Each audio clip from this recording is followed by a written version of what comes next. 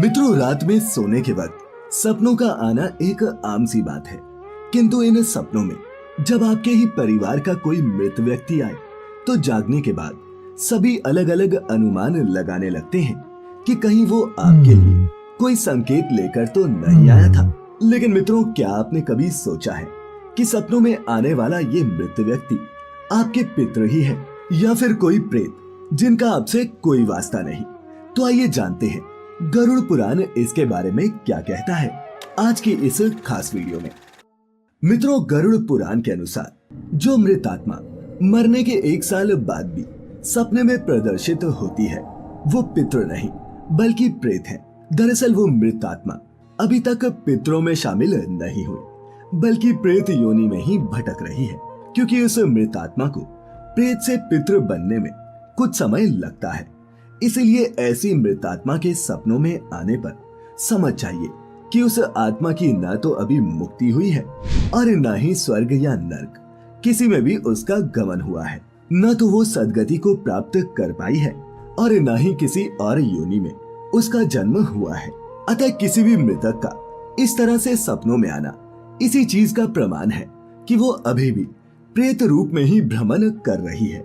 स्कंद पुराण में भी उल्लेखित है कि अगर कोई मृत आत्मा अपने पारिवारिक जनों, रिश्तेदारों और मित्रों के स्वप्न में प्रदर्शित होती है या फिर किसी भी माध्यम से उन्हें अपनी उपस्थिति का अनुभव कराती है तो इसका सीधा अर्थ ये निकलता है कि वो मृत आत्मा अभी भी प्रेत योनि में ही है। लेकिन मित्रों, क्या आपने कभी सोचा है कि एक मृत आत्मा के प्रेत से पितृ न बन पाने के क्या दुष्परिणाम हो सकते हैं? यदि नहीं तो आपको बता दूं कि जब एक मृत आत्मा सदगति के अभाव में प्रेत योनि में ही रह जाती है तब वो स्वतः ही कष्ट को पाती रहती है।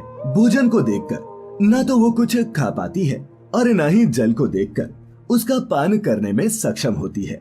वो हवा ही है जिसका वो भक्षण कर सकती है।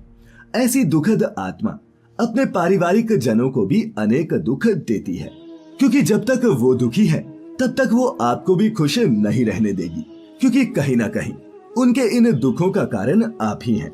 जी हाँ मित्रों, आपका ये जानना बहुत जरूरी है कि एक प्रेत का पितृ में बदलना आपके हाथों में ही है, अर्थात वो पुत्र ही है जो एक मृत आत्मा को प्रेत योनि से मुक्ति दिलाकर उसे पितृ बनाता है। किंतु जब वो सभी कर्म करने से चूक जाता है जिनका वर्णन हमारे पुराणों में मिलता है, अर्थात श्राद्ध क्रिया करने से चूक जाता है, तो ऐसी स्थिति में उसकी इस गलती की सजा उस मृत आत्मा को भुगतनी पड़ती है और जिसका प्रभाव आपके जीवन पर भी पड़ता है। वो कैसे? तो चलिए बताते हैं। वो ऐसे कि जब वो आत्मा आपके कारण कष्टों को झेल रही होती है तो वो आपके जीवन में भी कुछ ऐसी परिस्थितियों को जन्म देती है जिससे आप भी पीड़ा का अनुभव कर सके। उन्हीं में से हम आपको गरुड़ पुराण में वर्णित कुछ ऐसे संकेतों के बारे में बताने जा रहे हैं जो आपके ऊपर प्रेतों के प्रकोप को पहचानने में मदद कर सकते हैं। जिस परिवार में स्त्रियां ऋतुकाल प्राप्त करने के बाद भी संतान को जन्म न दे सके, अर्थात जिस परिवार की वंश वृद्धि पर ही रोक लग जाए, तो जान जाइए कि उस परिवार पर प्रेत बाधा हो सकती है।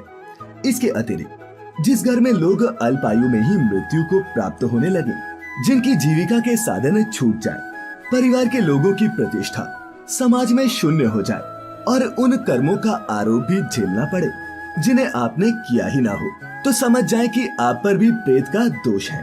साथ ही प्रेत नाराज हो तो परिवार के कई लोगों को बीमारियां लग जाती हैं और घर आया हुआ धन भी बुरी जगह लग जाता है, अर्थात व्यर्थ चला जाता है।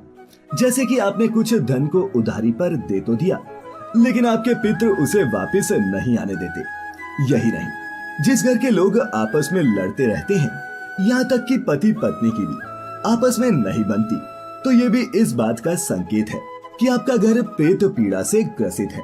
तो मित्रों, ये थे वो कुछ लक्षण जिनका वर्णन गरुड़ पुराण में मिलता है, जिनके अनुसार आपके ही मृत परिजन आपको चैन से नहीं जीने देते। तो हम उम्मीद करते हैं कि सपने में आने वाला मृत परिजन पितृ है या प्रेत, इस बारे में आप अच्छे से समझ गए होंगे।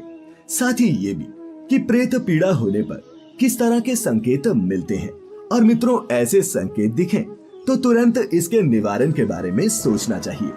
आपको हमारी आज की ये प्रस्तुति कैसी लगी नीचे कमेंट करके जरूर बताएं और अच्छी लगी हो तो इसे लाइक और शेयर भी अवश्य करें।